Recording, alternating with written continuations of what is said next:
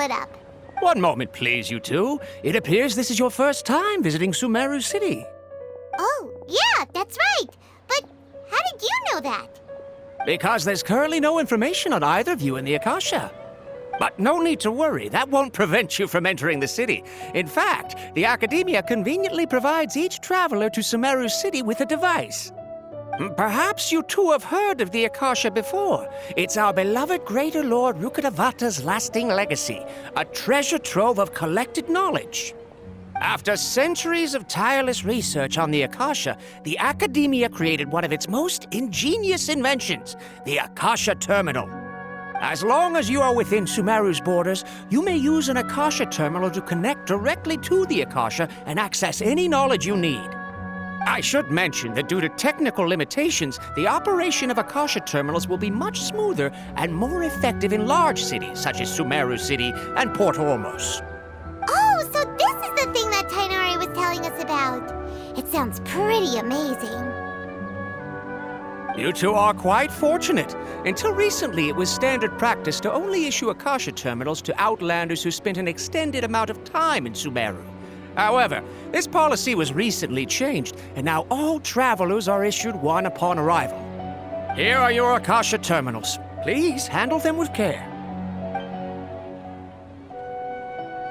It kind of looks like a leash. To activate it, simply hold it in your hand and say the following phrase to yourself. May the mighty God bless us with their voice of wisdom. Oh, since this little doodad lets you access knowledge, maybe we can use it to find a way to meet Lesser Lord Kusanali. Let's give it a try. Ahem. May the mighty God bless us with their voice of wisdom.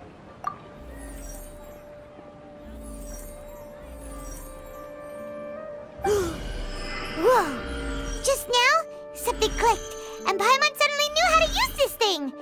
It seems all we need to do is concentrate on what we want to know, and bam! You get it. Oh, that'll come in real handy. Exactly. That is the power of the Akasha. And with that, let me officially welcome you both to Sumeru City. May the wisdom of the Dendro Archon always be your guide. Okay, now that we're in, we can check the Akasha about Lesser Lord Kusanali. Let Paimon try. 500 years ago, the sages found a newly born deity from within some scorched ruins. The deity now resides in the sanctuary of Surasthana. Seems pretty similar to what Kale was telling us. Okay, next, let's concentrate on asking how to meet her.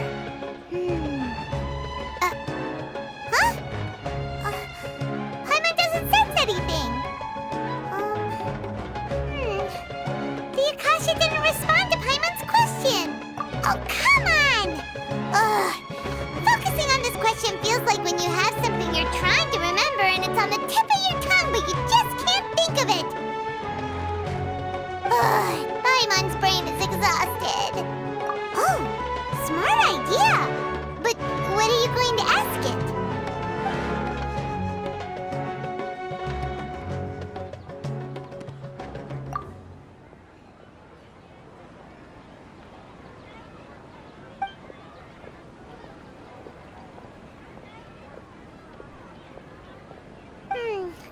You too? Well, glad it's not just Paimon.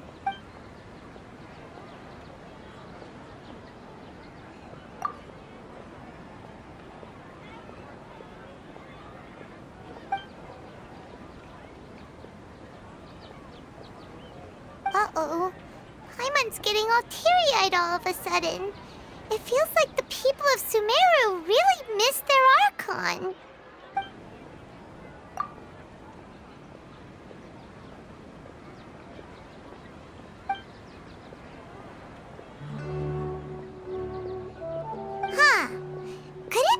Because we're Outlanders and we've only just arrived in Sumeru? You know, maybe we're not qualified to receive an answer to this sort of question or something. Well, seems no matter which way we try, we can't find anything that'll lead us to Lesser Lord Kusanali. guess our only choice now is to try meeting with the researcher that Tainari recommended. He's from Sumeru and even has a position in the academia.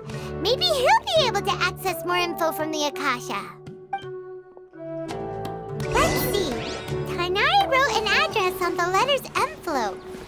Oh, it's not far from the city's gate. Hello, are you Rohawi? Yes, that's me. Can I help you? Great! You see, Tainari sent us here and... What? Tainari?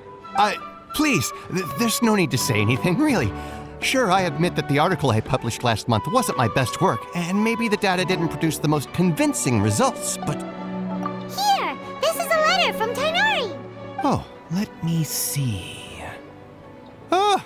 Ooh, what a relief. You two nearly scared the life out of me. So, you two just have some questions for me?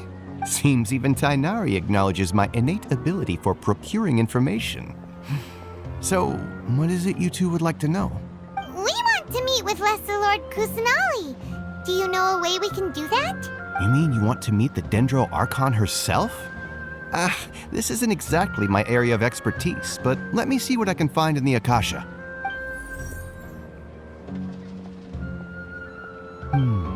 Sorry, the Akasha didn't respond to my query. What? You too? But what about your abilities for getting information and all that? Paimon was sure you'd be able to access more info than we did. Well, as I said, this isn't my area of expertise.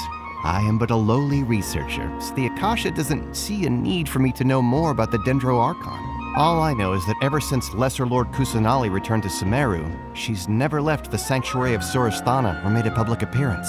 Huh. Didn't expect her to be such a mysterious figure. The Dendro Archon is somewhat of a recluse. Perhaps she just doesn't want to entertain visitors, which would explain the lack of information in the Akasha.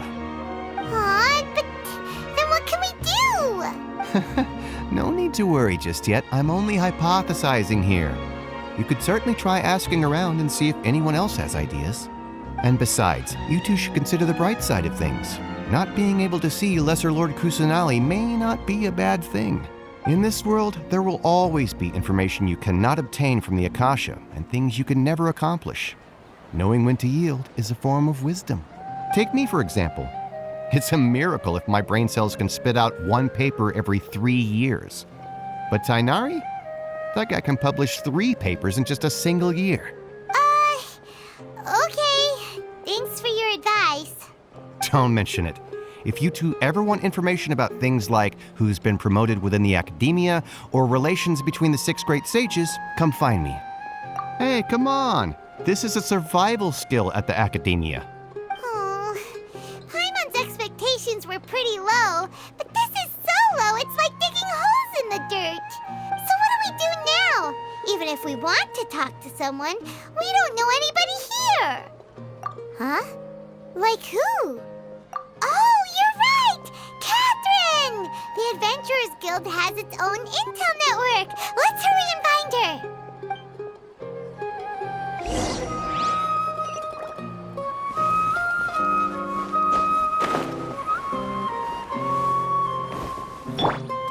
Into the wind.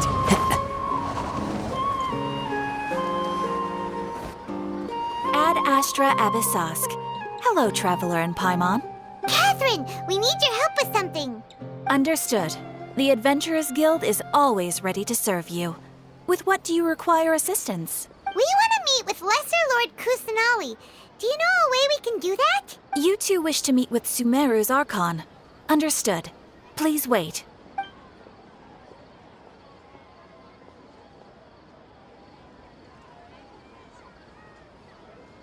I apologize, but I am unable to call up any relevant information in the Akasha. I'm also unable to locate any pertinent information in my personal memory. Aww, another dead end. Well, if Catherine can't help us, then we really don't know anyone else to ask now. Please do not worry. I may know of someone who can help you two. In Sumeru, the Adventurers Guild does not serve as the vanguard of information. Rather, there are numerous active mercenary groups collectively known as the Eremites. They take on various contracts and work all across Sumeru, so they naturally accrue intelligence. An Eremite brigade called the Corps of 30 is in charge of Sumeru City's defenses. Not only are they the oldest brigade, but they are responsible for managing and coordinating the affairs of all other mercenary brigades. Corps of 30? What a weird name. Supposedly, they are named as such because their ranks numbered 30 at their inception. Asfand, an advisor with the Corps of 30, maintains good relations with the Adventurers Guild. Though he's already retired, he and his words carry great weight within mercenary circles. If you'd like to get in contact with him, you can find him at the Corps of 30's headquarters, the Citadel of Rexar. You're welcome. I wish you two the best of luck. We look forward to your exploits in Sumeru. All right, off to the Citadel of Rexar we go!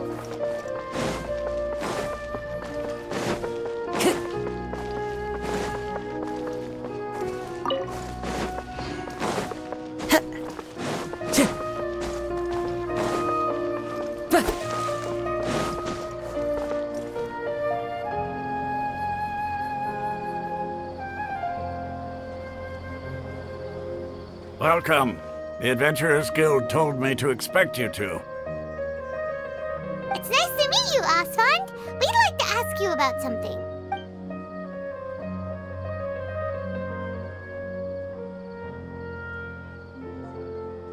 I see. So, Catherine's the one who sent you this way.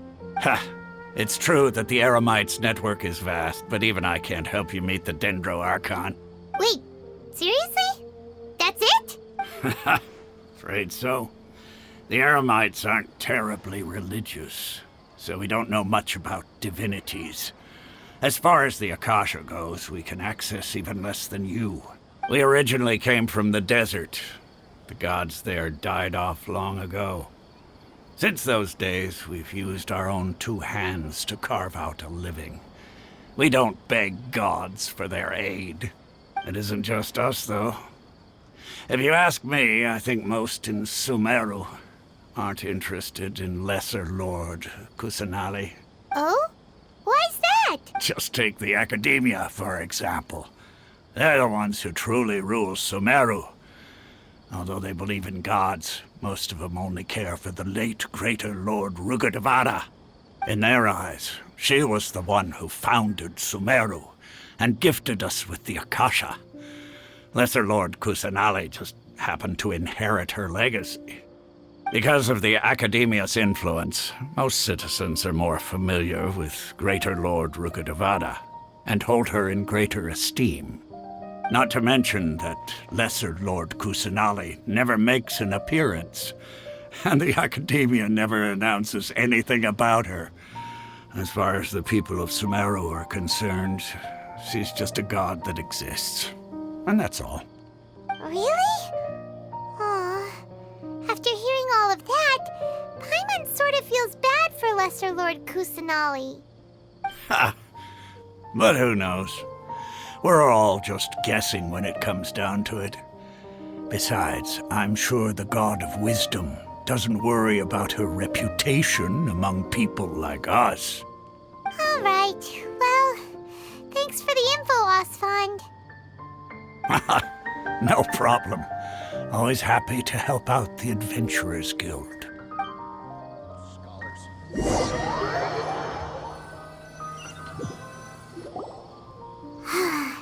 Seems Asfand was right about most people's attitudes here. Not only are they not interested in the Dendro Archon, they even say stuff like, if the Akasha doesn't think I should know, then I don't need to know about it.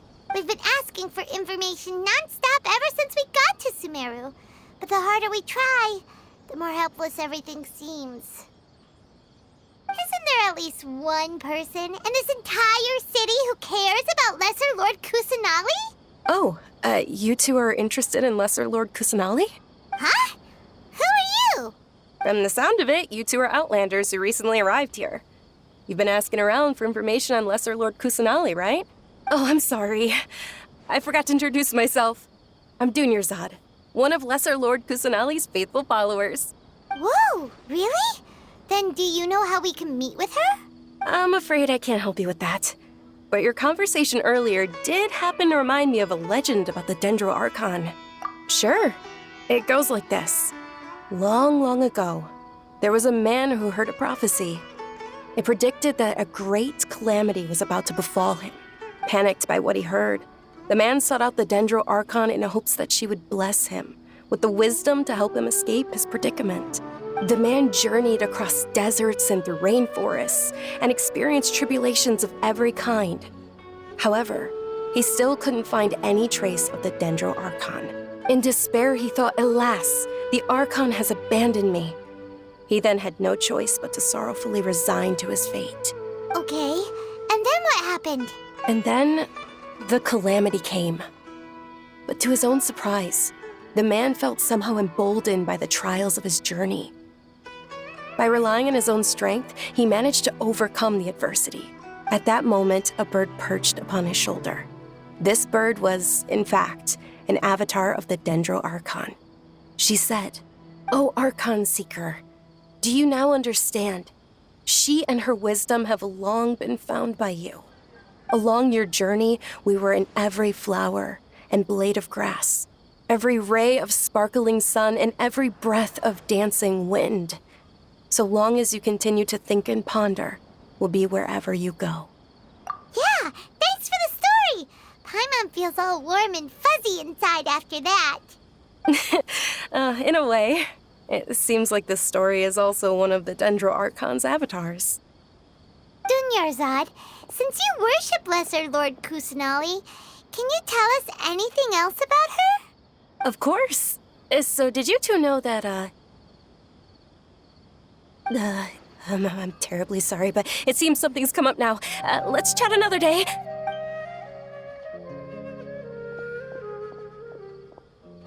Hey, wait! What the heck just happened? It looks like they're searching for someone. Dunyarzad was acting super nervous just now. You think they're looking for her? This stinks! We finally managed to find a lead about Lesser Lord Kusanali! We can't let them get in the way now! Let's see if we can get rid of them. Then we can catch up with Dunyarzad! Hey, have you two seen a brown-haired girl wearing a purple top and a long blue dress? We're looking for her. Did she have bandages wrapped around her wrists? Yes, that's her. Did you see which direction she went? Yeah, she went that way. Quick, after her!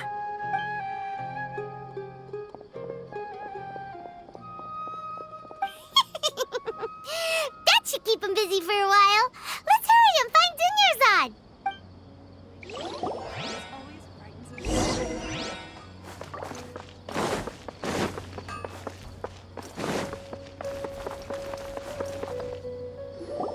There you are, Dunyarzad. We thought you might have been long gone by now. Oh, it's you two. Oh, you startled me there. You can relax now. We threw those people looking for you off the trail. Really? Thank you so much. Unfortunately, I believe there's still more of them out there looking for me. Uh-oh, looks like there are some coming this way. Huh? More of them? Then what are we standing here for? Run!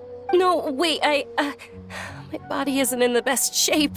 It's difficult for me to run. Okay, sounds good. There's a tavern on the other side of the port we can go to. They probably wouldn't expect me to hide in a place like that. All right, let's move out. Stay behind us. We'll keep an eye out for anyone looking for you.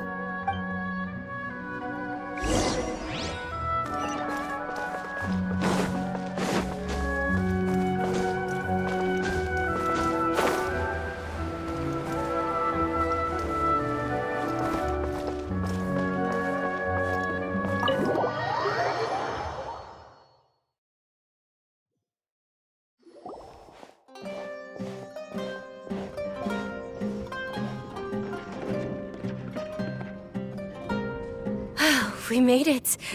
Oh, they shouldn't be able to find us now. Wait, stand down, Dia.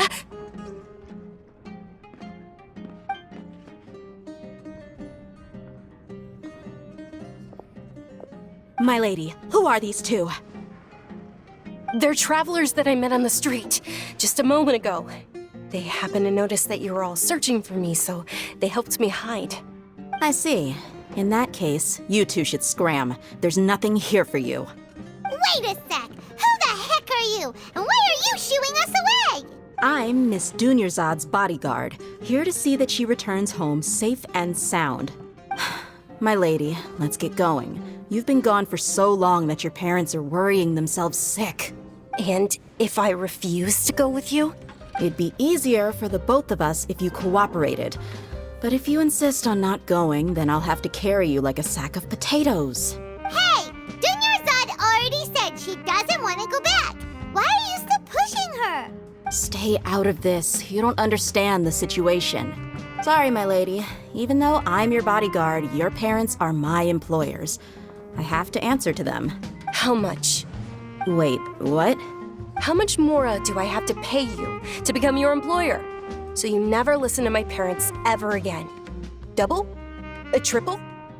Give me some time and I'll get that much. My lady, this isn't about Mora. I don't know what you think of us Eremites, but let me say this. I like Mora, but I'll never go against my principles. That's why I'm here looking for you.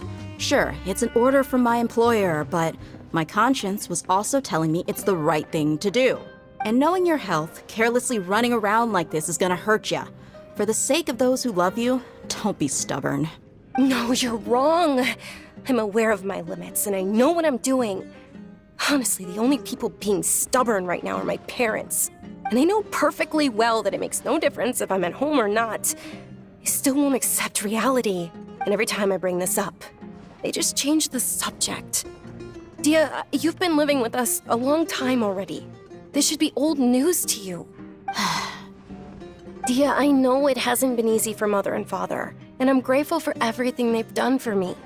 But there's someone else in this world I'm also grateful to, because she saved me.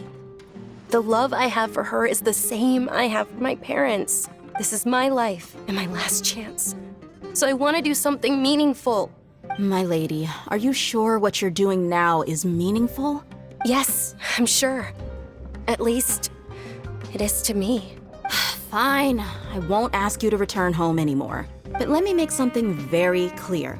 I'm only doing this because I respect your determination, not because I agree with you. Thank you, Dia. Sorry for being so rude just now. My nerves were acting up. And I even brought up your payment in such an offensive way. Don't worry about it, my lady. I did say that I like Mora. Besides, that's our next topic of conversation. Today's little excursion caused such a ruckus that every single bodyguard at the estate was deployed. It wouldn't be easy to hide things from your old man. Since this definitely won't be your last escapade, here's a little tip. You should at least make it look like your room and things are still in order when you leave. Also, you'll need someone to cover you for when you're out and about. So, I'll let you hire me, my lady. This way, everyone wins. As for the pay, let's say half of what your father pays me. We can settle the bill when we return to the estate. Okay, deal. Yay! Looks like they've reached an understanding. I'm fine, really. I just feel a little tired now that things have calmed down.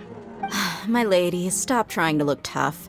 We're already in a tavern, so let's rest up and grab some grub. I'm sorry for worrying you two. If you don't mind, I'd like for you to join us. Sure! After you rest up, we want to hear more about Lesser Lord Kusanali.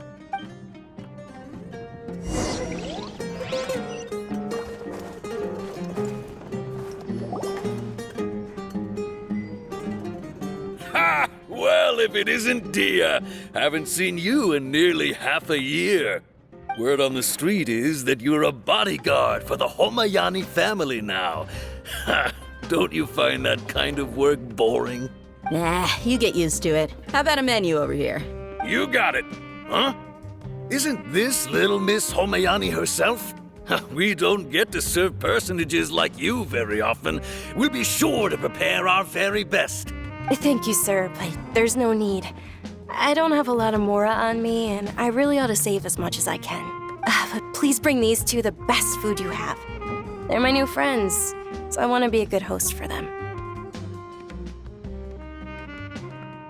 Yeah, we're already super grateful for everything you told us about Lesser Lord Kusanali. How about our coconut charcoal cakes?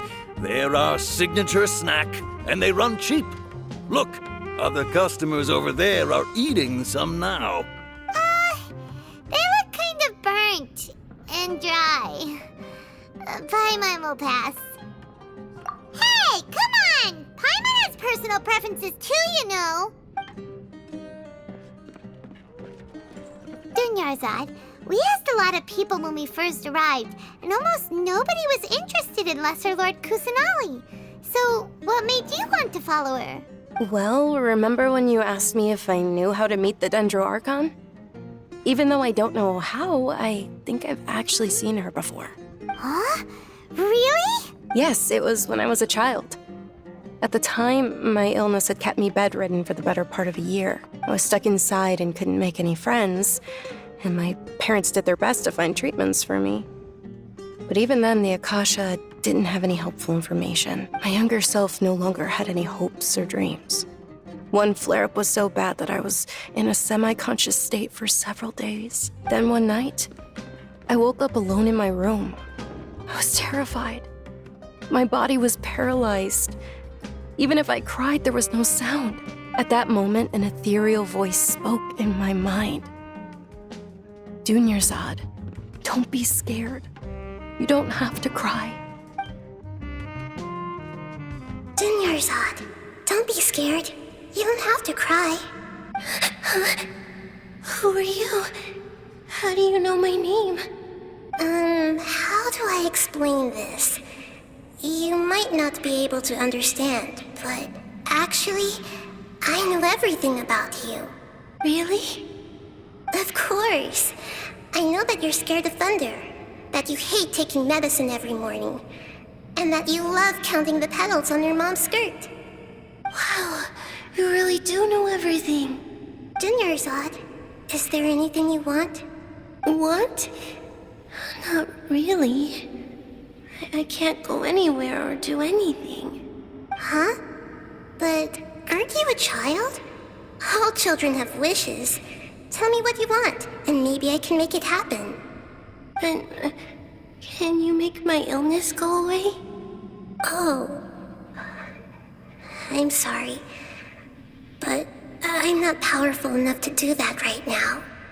Then, can you be my friend?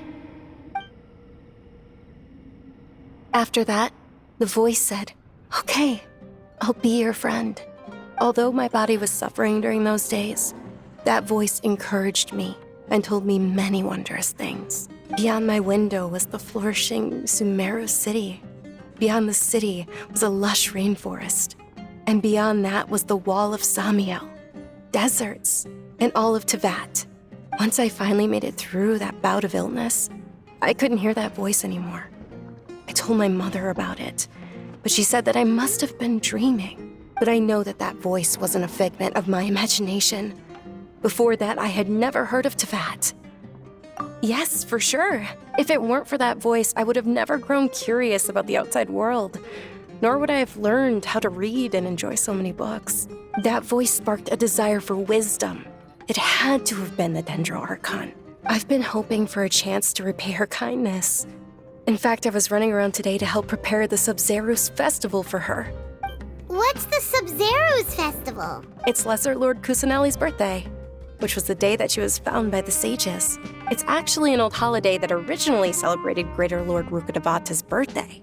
When she passed away, the holiday eventually became a celebration of the Lesser Lord's birthday. I heard everyone was overjoyed when they welcomed her back to Sumeru. In those days, the festival was a huge deal. But because of the Academia's influence, people have gradually lost interest in the festival. The Academia actively participates in Sumeru's many holidays dedicated to Greater Lord Rukkhadevata. But when it comes to the Sub-Zerus festival, forget any funding. They practically act like it doesn't exist. Maybe they see Lesser Lord Kusanali's birth as confirmation of Greater Lord Rukkhadevata's death, so they're reluctant to celebrate it. Aw, but that's awful. It is. It's absolutely terrible. Sure, the Greater Lord founded Sumeru, but hasn't Lesser Lord Kusanali been the one quietly protecting us for the past few hundred years? Just remember that we're still out in public. Don't get too carried away now. I know that people over by the Grand Bazaar still hold the Sub-Zero's festival to this day. But I hadn't met any of them before, so I was never able to contribute. But recently, I made a friend there who also follows Lesser Lord Kusanali. I gave her my savings because I want her to throw a wonderful festival this year. That's the least I could do for Lesser Lord Kusanali. Hold on, my lady. Does this friend happen to be Nilu, the one who sends flowers to the estate? Yes, that's her. I saw her leaving the other day with a nervous look on her face. It seemed like she was hiding something in her arms. Did you give her something? Yes. Initially, I didn't have much Mora prepared, so I had Nilu sell one of my skirts. I've agreed with Nilu to meet up at the Grand Bazaar today and see how things are coming along. Dia, would you accompany me? Sure. That's quite the trip, though. I'll carry you. No, that would be too much, even for you. You might as well just accept the lift. If I let you walk, who knows how long it'll take us. And if anything happens to you, then I'd really never hear the end of it from your father. But of course. Nilu will be thrilled to hear there are more people interested in Lesser Lord Kusanali.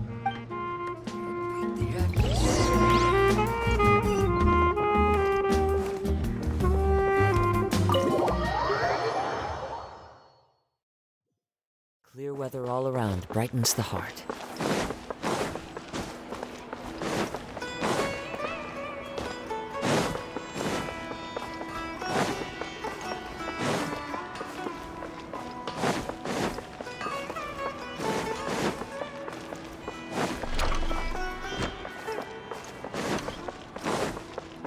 Time to go.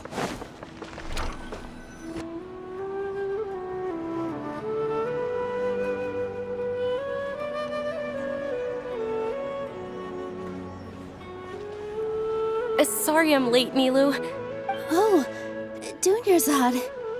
It was taking you so long that I assumed you got trapped at home, but you made it in the end. Uh-oh. But if Dia's here, that means you got caught, right? You could say that, but everything worked out. She's on our side now. Not completely. Oh, and who are these two? Oh, meet the Traveler and Paimon, my two newest friends. They're visitors who just arrived at Sumeru City and are looking for information on Lesser Lord Kusanali. So you're followers from another land?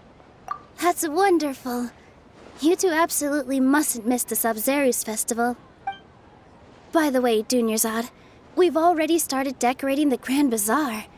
It looks spectacular, thanks to your generous contribution. You're very welcome. It's the only thing I could do. Do you still have enough Mora? Probably? But don't sweat it. We've already finished renovating the stage. Come on, I'll show you.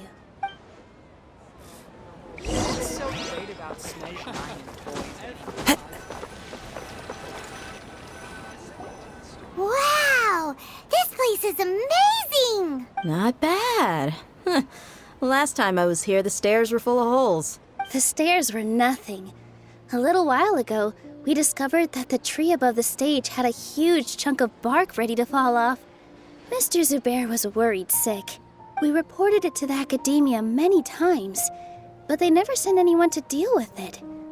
We didn't want anything bad happening, so we were going to cancel all the stage performances.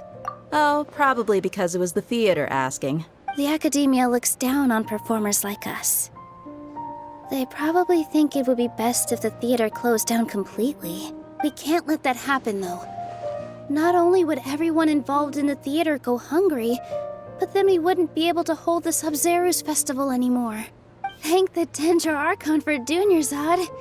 With the Mora she gave us, we hired someone to patch up the tree, and we also gave the stage a much-needed makeover. The stage is going to be even prettier when it's festival time.